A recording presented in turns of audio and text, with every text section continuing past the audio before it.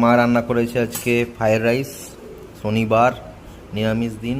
এদিকে থাকলো আমাদের মিষ্টি, রসগোল্লা, চিপস, আর এদিকে আহা হা হা কি সুন্দর দেখতে একদম পনির, ভেজ পনির। আর তার সাথে মা করেছে কি, এটা ডাল, ভেজ ডাল।